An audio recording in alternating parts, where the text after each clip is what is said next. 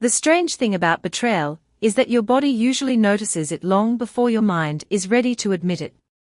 I heard my own voice coming from behind Richard's office door at 11:43 on a Thursday night, and for one terrifying second, I honestly thought I was losing my mind. The house was completely dark except for the soft yellow light under his door, and I had only gotten out of bed because I wanted a glass of water. Richard had told me he was staying up late to organize retirement paperwork, something he'd been doing more and more lately since turning 70. After 41 years of marriage, I didn't question things like that anymore. You stop questioning little habits after enough decades together. At least, I thought you did. But then I heard it. My voice. Sharp. Angry. Exhausted. You never listen to me anymore, Richard. I froze halfway down the hallway, my hand gripping the banister so tightly my fingers hurt. The voice was unmistakably mine, but it wasn't live. It sounded distant. Hollow. Recorded. Then I heard his voice answering me through the speaker. Calm. Controlled. Patient. Evelyn, you're overreacting again. My stomach dropped so fast it physically hurt. I stood there in my pale blue robe, barefoot against the hardwood floor, listening to an argument I barely remembered having sometime years earlier. There was a crackling sound, followed by silence, and then another clip started. Again, my voice. Louder this time. Frustrated. Emotional. I felt heat crawl up my neck, as realization slowly settled over me like something cold and wet. Richard was listening to recordings of our fights. At midnight. Alone. I don't know how long I stood outside that door before the chair inside creaked. I quickly stepped backward into the darkness, just as the light beneath the door disappeared. A second later, the office opened, and Richard walked out wearing his reading glasses and grey sweater, carrying a mug of coffee like nothing in the world was unusual. He stopped when he saw me standing in the hallway. Evelyn, he asked softly. What are you doing up? For a moment, I couldn't answer him. I just stared at this man I had spent most of my life beside. This man, who used to bring me flowers from grocery stores because he knew I loved yellow tulips. This man, who held my hand when our son broke his arm in Little League back in 1989. This man, who now apparently sat awake at night replaying recordings of me crying and arguing. I couldn't sleep, I finally said. My voice sounded smaller than I wanted it to. Richard gave me that familiar tight smile that had started bothering me over the last few years. You should try not to drink coffee after dinner, he said casually. It affects your sleep at our age. Our age. I noticed then that he was holding his phone unusually tight against his chest. What were you listening to? I asked before I could stop myself. Something flickered across his face. Not guilt exactly. More like irritation at being interrupted. Old recordings, he answered. Just organizing files. Organizing files. At midnight. My heartbeat became loud in my ears. Richard looked at me for another second before stepping around me toward the kitchen. You coming back to bed? He asked. I watched him walk away down the hallway, calm as ever, steady as ever, completely unbothered. And suddenly, for the first time in 41 years of marriage, I realized something that terrified me more than the recordings themselves. Richard wasn't shocked that I heard them. It almost felt like he expected me to eventually. The next morning, Richard acted like nothing had happened, and somehow that disturbed me more than the recordings themselves. He stood at the kitchen counter wearing his usual dark green polo shirt, reading the newspaper on his tablet while coffee brewed beside him. Sunlight poured through the windows over the sink, catching the silver in his hair, making him look exactly like the dependable retired husband everyone in our neighborhood believed he was. Morning, he said calmly as I walked in. I made eggs. I stared at him for a second too long before sitting down at the table. The smell of coffee suddenly made my stomach turn. Richard glanced up briefly. "You look tired." "I did not sleep much," I answered. He nodded once, almost like he expected that response. Then he went right back to reading. I watched him carefully while pretending to butter toast. 41 years together teaches you a person's rhythms. The tiny pauses in their breathing. The expressions they think nobody notices. The habits they cannot control. And suddenly I realized something deeply unsettling. Richard had not asked me a single question about what I heard outside his office. Not one. A normal person would explain. A normal husband would laugh awkwardly and say something like, "I know it sounds strange." But Richard did not seem embarrassed at all. If anything, he seemed relieved. Like a secret had finally moved 1 inch closer to the surface. That entire day, memories started replaying in my mind differently. Moments that once felt harmless suddenly looked distorted under this new light. I remembered a fight we had 3 years earlier, after Thanksgiving dinner, when our daughter Melissa accused me of being too controlling. I had cried in the car afterward because Melissa repeated exact phrases I had only ever said privately to Richard during arguments. At the time, I assumed he vented to her. But now another possibility crept into my mind slowly and horribly. Had she heard recordings too? Around noon, Melissa called to ask whether we were still coming to her house Sunday afternoon for her youngest son's birthday party. Her voice sounded cheerful, but I suddenly found myself studying every word she said. "Dad told me you were upset lately," she mentioned casually. "I just hope you are taking care of yourself." I nearly dropped the phone. "What do you mean by upset?" There was a pause. "Nothing serious," Melissa said quickly. "You know how you get sometimes. You know how you get sometimes." The sentence hit me harder than it should have. I had heard versions of it for years from different people. Richard's sister Diane once said something similar, after a Christmas dinner argument. Even our son Andrew had gently told me 2 summers ago that maybe I should try staying calmer during disagreements with Richard. At the time, I thought maybe I really was becoming difficult with age. Menopause. Stress. Retirement adjustments. That was the story I slowly started telling myself. But sitting there in my kitchen holding my phone, I suddenly felt cold all over. Richard had been shaping how people saw me for years. Quietly. Patiently. Carefully. That evening, Richard sat beside me on the couch, while a baseball game played softly on television. Arizona was still unbearably hot outside even after sunset, and the air conditioner hummed steadily through the house. He looked completely relaxed. Meanwhile, every nerve in my body felt alert. "You are quiet tonight," he said finally. "Just tired." He nodded without looking away from the screen. "You know, Evelyn, sometimes people remember arguments differently than they actually happened." My chest tightened instantly. The comment sounded casual, but it was too specific. Too deliberate. I slowly turned toward him. "What does that mean?" Richard took a sip of iced tea before answering.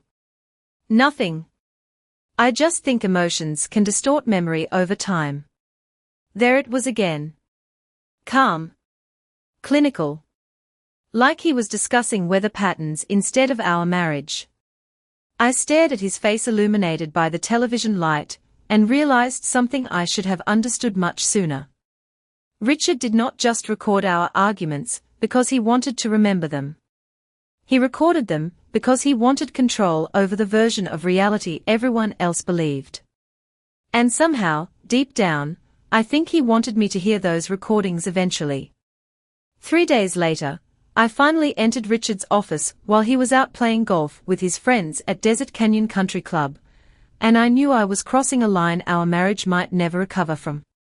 But something inside me had already shifted. Once trust cracks, even quietly, every locked drawer starts to feel like a warning.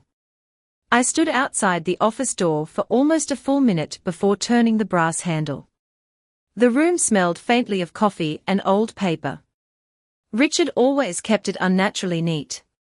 His desk sat perfectly centered beneath the window overlooking the backyard pool, every pen aligned, every file stacked precisely. For years, I thought his obsession with organization was harmless. Responsible, even. Now it felt calculated. I closed the door softly behind me and just listened. The house was silent except for the air conditioner humming through the vents. My hands were trembling, and I hated that they were trembling. I hated that after 41 years of marriage, I suddenly felt like a stranger sneaking through another stranger's life. At first, nothing looked unusual. Tax folders, retirement statements, golf magazines. Then I noticed the locked cabinet beneath the bookshelf. Richard almost never locked anything in this house. We had shared bank accounts, shared passwords, shared calendars for decades. The small silver lock immediately made my stomach tighten. I do not know what made me try the key in his desk drawer first, but it slid into the cabinet perfectly. That scared me more than if it had not. Inside were black storage boxes stacked with careful labels in Richard's handwriting. Year 1. Year 2. Year 3. The labels continued all the way to year 12. I remember staring at them, confused at first, because the wording sounded almost sentimental. Like memory boxes for an anniversary project. But then I opened the first container. Inside sat rows of external hard drives, flash drives, and neatly organized folders with printed labels attached to them. Financial arguments. Melissa visit. Thanksgiving incident. Vacation dispute. Emotional outbursts. My knees actually weakened. I had to sit down in Richard's desk chair, because suddenly the room felt too small to breathe in. Emotional outbursts. That was what he called them. Not conversations. Not disagreements. Outbursts. Like I was some unstable woman he had been documenting for medical research. I picked up one of the folders with shaking hands. Attached to the front was a typed transcript. Not handwritten notes. A transcript. Every word from an argument we had during Christmas 8 years earlier, after Richard embarrassed me in front of his sister Diane. My eyes moved down the pages while nausea slowly twisted inside my chest. Evelyn, you always make me look foolish in front of your family. Richard, I think you are getting too emotional again. There were timestamps beside each sentence. Tiny notes in the margins. Escalation begins here. Voice volume increases. Potential memory inconsistency. I physically stopped breathing for a second. Richard had not just recorded our arguments. He had studied them. Analyzed them. Archived them. Like I was some kind of problem he intended to solve. I looked around the office differently then. Suddenly every detail felt sinister. The locked cabinet. The organized labels. The quiet late nights. The calm expression during every argument. Dear God. He had probably known exactly what to say to provoke me, because he had spent years reviewing my reactions like game footage. Then I saw another folder sitting beneath the others labeled family sharing. My pulse began hammering in my throat as I opened it. Inside were printed email chains. Richard had sent audio clips to Melissa. To Diane. Even to Andrew once. Most of the clips were isolated moments where I sounded frustrated or overwhelmed. None included the hours leading up to those moments. None included his comments beforehand. None included his cold silences that always pushed me closer to tears. I stared at one email dated almost 4 years earlier. I do not know how much longer I can handle this, Richard had written. I am trying to stay patient with Evelyn, but I wanted you to hear what things are becoming like at home. Attached beneath it was an audio file labeled Episode 14. Episode. Not argument. Not conversation. Episode. Suddenly every uneasy feeling I had carried for years started connecting together, in the most horrifying way imaginable. The careful comments from family members. The pity in Melissa's eyes. Andrew constantly asking whether I was doing okay emotionally. Richard had not just been recording me. He had been quietly building a version of me for other people to believe. And judging by the dates in those folders, he had been doing it for more than a decade. After that afternoon in Richard's office, I understood something that changed the way I looked at every single conversation in our house. The recordings were not about memory. They were about strategy. Richard had been quietly managing the image of our marriage for years, and somehow I had never noticed I was the only person who did not know I was being cast as the unstable wife. What terrified me most was how ordinary our life still looked from the outside. The next morning, Richard kissed my forehead before leaving for breakfast with his golf group like he always did on Saturdays. Do not forget Melissa's dinner tomorrow, he reminded me casually while grabbing his car keys. She seemed excited to see us. I looked at him standing by the front door in pressed khaki shorts and spotless white sneakers, smiling like a perfectly normal husband, and I suddenly realized how convincing he must have sounded to everyone else. He had rehearsed this role for years. The patient man. The exhausted caretaker. The calm husband burdened by an emotional wife. Once he left, I sat alone at the kitchen table replaying old memories in my head with horrifying new clarity. I remembered Melissa gently taking wine away from me during Thanksgiving 2 years earlier, after I got upset with Richard for mocking my cooking in front of everyone. Mom, maybe you should rest for a little while, she had whispered softly, almost carefully. At the time, I thought she was trying to help me calm down. Now I wondered if she already believed I was emotionally unstable. I wondered how many clips she had heard before that night. By Sunday afternoon, I felt physically sick driving to Melissa's house.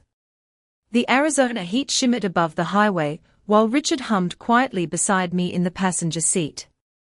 He seemed relaxed. Comfortable. Meanwhile, every word he spoke now sounded rehearsed to me. You have been quiet lately, he said gently while adjusting the air conditioning vent. I hope you are not upset about the other night. The other night? He said it so casually that for one brief moment I almost questioned myself again. Maybe I was overreacting. Maybe the recordings were some strange coping habit. Maybe there was another explanation. Then Richard added, sometimes revisiting old conflicts helps people understand behavioral patterns. Behavioral patterns. I turned slowly toward the window, so he would not see my expression. Nobody talks about their spouse that way unless they stop seeing them as an equal a very long time ago. Melissa's house was already crowded when we arrived. Her husband Daniel was grilling hamburgers outside while the grandchildren ran through sprinklers in the backyard screaming with laughter.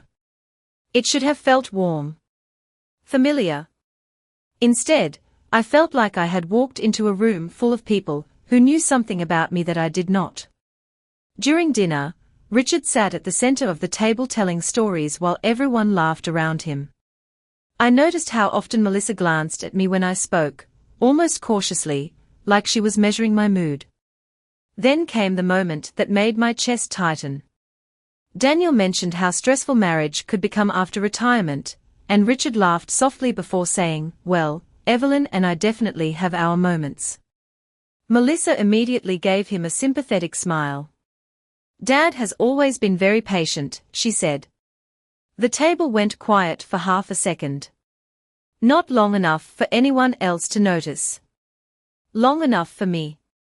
Richard lowered his eyes modestly, almost embarrassed by the compliment. That was the performance. That was what he had built all these years. He never openly insulted me. He never screamed. He simply planted enough carefully selected moments into other people's minds that eventually they reached conclusions on their own. And somehow, that made it even crueler. Later that evening, while helping Melissa clean the kitchen, I finally asked the question that had been burning inside me for days. Has your father ever sent you recordings of me? Melissa froze with a wet plate still in her hands. Just for a second. But I saw it. Then she slowly set the dish down in the sink. Mom, she said quietly, Dad was worried about you. I felt something inside me go completely still. How many? I asked. Melissa looked uncomfortable now. Guilty even. Only a few over the years, she admitted softly. Usually after bad arguments. I gripped the kitchen counter so hard my wedding ring pressed painfully into my skin. And you listened to them? Melissa looked down immediately. He said he was trying to protect the family. Protect the family. That was when I realized Richard's greatest talent was not recording people. It was making himself look like the victim, while quietly controlling how everyone else saw the truth. After my conversation with Melissa, something inside me stopped reacting emotionally and started paying attention instead. That was the strange part. I thought discovering the truth would make me scream, or cry, or confront Richard immediately. Instead, I became quiet. Very quiet. And I think Richard noticed it almost right away. Over the next week, he watched me constantly. Not openly. Richard was too careful for that. But I started catching him studying my face when he thought I was distracted. Measuring my tone. Waiting for something. One evening, he suggested we invite Andrew and his wife Claire over for dinner the following Friday. It has been too long since the family all sat together, he said pleasantly while folding laundry beside me in the bedroom. I looked up from my book slowly. That sounds nice. His eyes lingered on me for half a second longer than necessary. Like he was surprised by how calm I sounded. Friday arrived with 108-degree heat pressing against the windows outside while I spent the afternoon preparing dinner. Pot roast. Mashed potatoes. Cornbread. The same comfort meals our family had eaten for years. Richard moved around the kitchen helping me with unusual cheerfulness, opening wine bottles and setting candles on the dining table. If somebody filmed us that evening, we would have looked like the perfect retired couple. But underneath every small interaction, I felt tension stretching tighter and tighter like invisible wire. Around 6:30, Andrew and Claire arrived carrying peach cobbler from a bakery near their house in Scottsdale. The grandchildren stayed home with a babysitter, which meant the evening would be quieter than usual. More focused. More intimate. Richard seemed pleased about that. During dinner, the conversation stayed harmless at first. Andrew talked about work. Claire discussed remodeling their guest bathroom. Richard laughed easily and kept refilling everyone's drinks. I noticed how often he guided conversations toward stories about marriage stress or emotional misunderstandings. It was subtle. Almost elegant. Then came the moment that made everything inside me go cold. Richard stood from the table smiling casually. Actually, he said, this reminds me of something funny Evelyn said a few years ago, during one of our little disagreements. My pulse slowed instantly. Not faster. Slower. Like my body already knew danger was coming. Richard walked calmly into the living room and returned holding his phone. Dad, Andrew laughed awkwardly, please do not start embarrassing Mom. But Richard smiled warmly like this was all harmless family humor. No, he said gently. It is actually kind of cute looking back now. Cute. I watched him connect his phone to the small Bluetooth speaker near the fireplace. My entire body felt strangely still. Then my own voice filled the room. Loud. Emotional. Frustrated. You always make me feel invisible in this family. The recording echoed through the dining room while everyone froze. I remembered the argument immediately.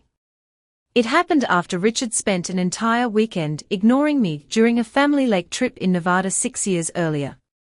But of course the recording did not include that part. It only included my reaction. Richard paused the audio after a few seconds and laughed softly. We both had strong personalities back then. Claire gave an uncomfortable smile. Andrew looked embarrassed. And suddenly I understood exactly what Richard was doing. He wanted fresh confirmation. He wanted to see how people reacted to me in real time. He wanted me cornered emotionally, so he could study the outcome afterward like he always did. In the past, I probably would have exploded from humiliation. I probably would have demanded he stop. But this time I simply took a sip of iced tea and looked directly at him. You kept that recording for 6 years? I asked calmly. The entire room went silent. Richard's smile flickered for the briefest second. I just thought it was interesting, he answered lightly. Interesting, I repeated softly. Then I smiled. Not angrily. Not emotionally. Just calmly. You seem to save a lot of moments where I am upset. For the first time all evening, Richard looked uncertain. Very slightly. Very briefly. But I saw it. Andrew shifted uncomfortably in his chair. Dad, he said carefully, that is kind of strange. Richard immediately laughed it off. Oh, come on. Everybody records things these days. But the mood had changed now. Tiny cracks had appeared in his performance. And I realized something important sitting there at that dinner table while Richard suddenly tried too hard to sound relaxed. He expected me to lose control.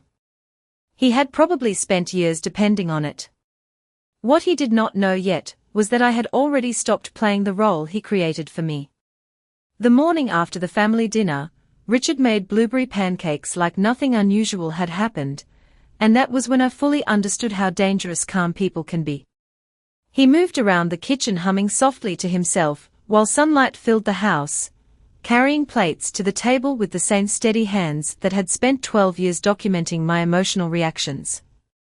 Andrew texted me this morning, he said casually while pouring syrup. He thinks everybody had a really nice time last night. I looked at him carefully over my coffee cup. Did he? Richard smiled faintly.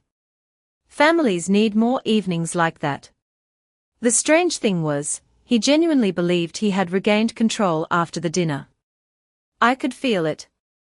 The moment I stayed calm instead of reacting emotionally, something shifted in him. Not relief exactly. More like curiosity. He was trying to understand why I had stopped behaving the way I always had before. And men like Richard hate uncertainty more than conflict. Over the next several days, I began quietly paying attention to things I used to ignore. Small details. Tiny inconsistencies. I started opening financial statements instead of tossing them into Richard's office like I had done for years. I checked account balances. Property records. Retirement paperwork. At first, I expected nothing. Richard had always handled our finances because he was better with numbers. That was the phrase he used throughout our entire marriage. But once you discover somebody is capable of secretly recording you for over a decade, every old explanation starts sounding suspicious. One Tuesday afternoon while organizing files in the den, I noticed a bank statement for an account I did not recognize. The balance was just under $80,000. My stomach tightened immediately. We had never discussed another account. Ever? I sat frozen at the desk staring at the numbers while the ceiling fan hummed softly overhead. The account was only in Richard's name. Even stranger, the mailing address connected to it was a private post office box 20 miles away in Phoenix. I read the statement 3 times before carefully placing it back exactly where I found it. That night, Richard sat beside me watching television while I pretended to read a magazine. "You know," he said suddenly, "people can become paranoid when they spend too much time dwelling on old problems." My eyes slowly lifted toward him. There it was again. Another carefully planted sentence.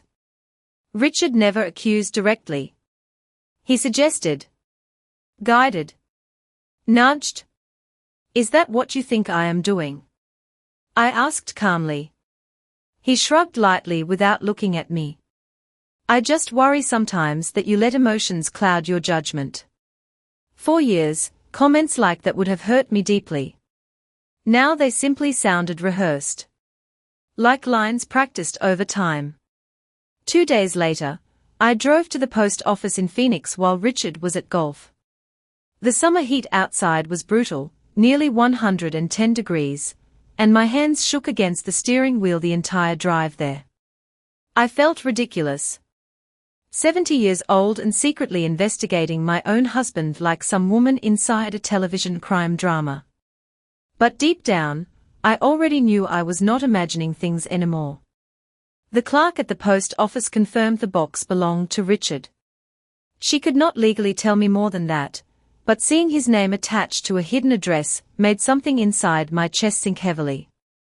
Why would a retired man with nothing to hide need a private mailing address his wife knew nothing about? That same evening, another strange thing happened. Richard accidentally left his tablet open on the kitchen counter while showering upstairs. A calendar notification appeared across the screen. Dinner with Caroline. Thursday. 6:30 p.m. My pulse slowed instantly. Caroline. I recognized the name. Immediately. Caroline Mercer worked with Richard years ago before retirement. I had not heard her name in nearly a decade. And yet there it was sitting calmly on his screen like it belonged there. I stared at the notification, while 1,000 memories replayed themselves differently in my head. The late nights during his final years of work. The sudden password changes on his phone back then. The way he once became strangely defensive when I casually asked whether Caroline would attend the company Christmas party. At the time, Richard convinced me I was imagining things. Overreacting again. That phrase suddenly echoed through my mind with terrifying clarity. Overreacting. Emotional. Unstable. Difficult. Those words had followed me for years, because Richard quietly built an entire version of me around them. But sitting there in my silent kitchen staring at his hidden account information and dinner plans with another woman, I realized something that chilled me to my core. The recordings were probably never just about controlling arguments. They were protection. Preparation. Insurance for something much bigger than I originally understood. For the next 2 weeks, I said almost nothing to Richard about what I was discovering, and the quieter I became, the more careless he started acting. That was the irony of men, who spend years controlling every situation. The moment they believe they have secured the narrative, they stop checking whether anyone else is quietly collecting evidence too. Richard assumed I was emotionally overwhelmed. He assumed I was confused. Maybe even frightened. What he never imagined was that I had started thinking more clearly than I had in years. I began waking up before sunrise every morning just to sit alone on the back patio with coffee and organize everything mentally. The recordings. The hidden bank account. Caroline Mercer. The emails to our children. None of it felt random anymore. It felt systematic. Deliberate. Like Richard had spent years preparing for a future conflict I never even knew existed. One Thursday afternoon while Richard was at lunch, I finally called an attorney. My hand shook dialing the number, not because I was afraid of divorce, but because speaking the truth out loud suddenly made everything real. The woman I met with was named Sandra Whitmore, a family law attorney in Phoenix who looked to be around my age. Calm eyes. Sharp posture. The kind of woman who had probably spent decades listening to people discover who their spouses really were. I expected embarrassment while explaining my situation. Instead, Sandra listened without interrupting once. When I finished describing the recordings, the hidden account, and the emails to my family, she leaned back slowly in her chair. "Evelyn," she said carefully, "this sounds less like emotional documentation, and more like long-term image management." Image management. Hearing another person describe it that way made my chest tighten painfully. Because deep down, I already knew she was right. Sandra asked whether Richard controlled most financial decisions. I told her yes. Retirement accounts. Investments. Property paperwork. Taxes. Nearly everything. She nodded once, unsurprised. I would strongly recommend a forensic financial review. 2 days later, I learned why. The forensic accountant Sandra referred me to uncovered transfers from Richard's retirement portfolio into separate accounts I had never seen before. Tens of thousands of dollars moved gradually over several years. Quietly enough that nobody would notice unless they were specifically searching for patterns. My entire body went cold reviewing the statements in Sandra's office. "Can he legally do this?" I asked softly. Sandra's expression remained calm. "That depends on intent," she answered. "But it absolutely suggests preparation." Preparation. The word echoed in my mind all the way home. Richard had been preparing. Not reacting. Not coping. Preparing. Suddenly the recordings made horrifying sense in a way they never had before. They were not souvenirs from arguments. They were protection against future accusations. Evidence designed to shape how people would view me if our marriage collapsed. That same evening, another piece fell into place. Richard left his phone charging upstairs while he showered, and for the first time in 41 years, I looked through it. I wish I could say I felt guilty. I did not. I felt numb. The messages with Caroline Mercer were not explicit or romantic in the obvious sense. That almost made them worse. The intimacy lived in smaller things. Shared dinners. Long conversations. Complaints about stress at home. One message from Richard written 6 months earlier made my stomach twist violently. "Sometimes I feel like I have spent years managing emotional instability."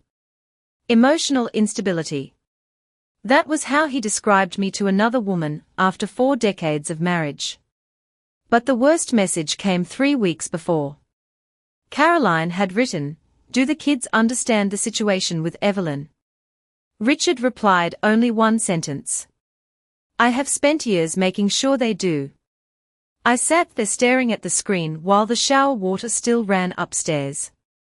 My hands suddenly felt ice cold despite the Arizona heat outside. He had been preparing everyone slowly. The recordings. The selective stories. The quiet concern. The careful language about my emotions. Richard was not simply protecting himself emotionally. He was building credibility. Building witnesses. Building sympathy. And judging by the financial transfers, he may have already been planning an exit long before I discovered any of it. Later that night, Richard sat beside me on the couch and casually rested his hand over mine while we watched television. "You seem happier lately," he said softly. Happier? I almost laughed hearing it. Because for the first time in years, I finally understood the truth clearly enough to stop doubting myself. I looked at this man beside me who believed he had controlled every version of our marriage for over a decade, and I realized something that changed everything. Richard still thought he was the only person quietly collecting evidence. Richard announced the anniversary dinner 2 weeks later like a man celebrating a victory he believed was already secured. 41 years deserves something special, he said cheerfully over breakfast while scrolling through restaurant reservations on his tablet. I invited the whole family. I stirred cream into my coffee slowly. That sounds lovely. Richard smiled at me across the kitchen island, completely unaware that Sandra Whitmore already had copies of the financial records, the hidden account statements, and screenshots of his messages with Caroline Mercer locked safely inside her office downtown. The anniversary dinner was scheduled at an upscale steakhouse in Scottsdale, with private dining rooms and floor-to-ceiling windows overlooking the desert mountains. Richard spent the entire week preparing for it with unusual excitement. He bought a new navy blazer, had his watch polished, even practiced a speech in his office one night while he thought I was asleep. I stood outside the hallway listening to his calm, rehearsed voice drift under the door. Marriage takes patience, he said softly to himself. Especially through difficult seasons. Difficult seasons. That was what he called 12 years of secretly documenting and discrediting his wife. By the time Saturday evening arrived, I no longer felt nervous. That surprised me most. I thought I would feel rage or heartbreak walking into that restaurant beside him. Instead, I felt clarity. Clearer than I had felt in years. The private dining room glowed with soft candlelight when we arrived. Melissa and Daniel sat near the windows. Andrew and Claire were beside them. Diane arrived shortly after wearing heavy silver jewelry and her usual expression of polite concern whenever she looked at me. I noticed it immediately now. That careful watchfulness Richard spent years planting into people. Richard played the role of devoted husband perfectly all evening. He held my chair, complimented my dress, kept touching my hand gently during dinner. Watching him perform became almost fascinating now that I understood the machinery underneath it. Halfway through the meal, Richard finally stood with his wine glass raised slightly. I just want to say something about Evelyn, he began warmly. The room quieted instantly. Marriage is not always easy. Anybody who has been together as long as we have understands that. Melissa smiled softly. Andrew nodded. Richard looked around the table with practiced humility. But commitment means standing beside somebody even during difficult moments. Even when things become emotionally challenging. There it was. The language again. Calm. Reasonable. Designed to sound compassionate, while quietly reinforcing the same image he built for years. I saw Diane glance at me sympathetically across the table. That expression alone told me everything. Richard continued speaking. I know our family has witnessed hard moments over the years, but I hope everybody here understands how deeply I have always tried to protect this family. Protect. Another favorite word of his. My heart did not race anymore listening to him. It simply became still. Richard reached into his jacket pocket slowly. Actually, he said with a small laugh, I almost brought one of those old recordings tonight just to remind everybody how dramatic we both used to be. A few nervous chuckles spread around the table. Then Richard smiled toward me directly. But Evelyn probably would not appreciate that. That was the moment. Not because of the threat itself, but because I finally understood something completely. Richard genuinely believed everybody at that table already saw me through his eyes. He believed the narrative was finished. Carefully, I stood from my chair and reached down beside me for my purse. Richard's expression barely changed at first. He probably assumed I was upset. Emotional. Predictable. Instead, I calmly removed a large manila folder and placed it directly in front of him on the white tablecloth. You are right, I said softly. I think the family deserves honesty tonight." The room went silent immediately. Richard looked confused for the first time in months. I opened the folder slowly and slid several printed documents across the table toward Melissa and Andrew. Bank transfers. Hidden account statements. Screenshots of messages with Caroline. Copies of emails where Richard described me as emotionally unstable to other people for years. Nobody spoke. Not one person. Richard stared at the papers like he no longer recognized the room around him. I finally looked directly at him across the candlelight. "You spent 12 years recording me," I said calmly. "But you forgot that eventually I might start paying attention too." Melissa picked up one of the emails with visibly shaking hands. Andrew's face had gone completely pale. Diane stared at Richard with open disbelief now. And for the first time since I discovered those recordings, I watched Richard lose control of a room. Nobody at that table tried to stop me when I walked out of the restaurant that night. That was the part one remembered most clearly afterward. For years, I had imagined that if my marriage ever ended, it would happen through screaming or tears or some dramatic collapse. Instead, it ended in silence. Quiet, stunned silence. I left the steakhouse alone and stepped into the warm Arizona night air, while the desert wind moved softly through the parking lot. My hands were steady for the first time in months. Maybe years. Behind me, through the restaurant windows, I could still see the blurred movement of my family sitting around that table surrounded by documents Richard never thought anyone else would uncover. I drove home slowly with the windows cracked open, letting the hot night air hit my face the entire way. Richard did not come home until almost midnight. I heard his car pull into the driveway while I sat in the dark living room beside the pool. He entered quietly, probably expecting another confrontation. Another emotional explosion. Another recording opportunity. Instead, he found me sitting calmly with divorce papers already resting on the coffee table. Richard stopped walking the moment he saw them.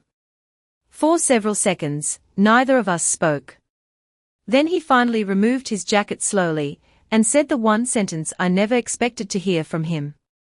"You went through my office." Not an apology. Not denial. Not concern about our marriage. Just anger that I discovered the truth. I looked at him across the dim room. "You spent 12 years recording your wife." Richard rubbed one hand across his face, exhausted now. "Older somehow. You do not understand the full context." I almost smiled hearing that. Context. After spending years stripping context away from my worst moments for other people to judge. "No," I said quietly. "I finally understand it perfectly." Richard sat down heavily in the chair across from me. For the first time in our entire marriage, he looked uncertain. Not calm. Not prepared. Just tired. "I was trying to protect myself," he admitted softly. There it was. The truth hidden underneath all those years of manipulation. Not love. Not concern. Fear. Richard needed control because without control, he did not know who he was. "From what?" I asked. He stared down at the floor for a long moment before answering. "You changed over the years, Evelyn. Things became difficult." Difficult. Another careful word. Always soft enough to sound reasonable. Never honest enough to reveal cruelty. I realized then that Richard would probably keep explaining our marriage this way forever. Even now, after being exposed, he still needed the story where he was the patient man surviving an emotionally unstable wife. Because if that story disappeared, he would finally have to face what he actually became. The divorce process moved surprisingly fast after that. Sandra Whitmore handled everything quietly and efficiently. The hidden accounts were uncovered fully. The financial transfers were documented. Richard's messages with Caroline became part of the settlement discussions, though by then I honestly cared less about Caroline than I cared about reclaiming my own peace. Melissa cried when she came to visit me 2 weeks later. "Mom," she whispered through tears, "I should have questioned things sooner." I held her hand gently across my kitchen table and realized something important. Richard did not manipulate people because they were cruel. He manipulated them because they trusted him. Even Andrew eventually admitted he spent years believing his father was carrying some invisible emotional burden at home. "Dad always sounded so calm," he confessed quietly one afternoon. "I thought that meant he was telling the truth. But calm does not always mean honest. Sometimes calm people are simply the ones who had more time to rehearse." 3 months later, I moved into a smaller home outside Sedona with large windows facing the red desert rocks. It was quiet there. Peaceful in a way I had forgotten life could feel. No recordings. No careful monitoring of my reactions. No invisible pressure to defend my emotions before they even happened. One evening near sunset, I sat alone on my patio wrapped in a light sweater while the sky turned orange across the mountains. My phone buzzed softly beside me with a message from Richard. Just one sentence. "I never thought things would end this way." I stared at the screen for a long time, before finally setting the phone face down beside me without replying. Because the truth was, Richard had spent years recording every moment he believed I was breaking apart. What he never noticed was the moment I stopped being afraid of losing him.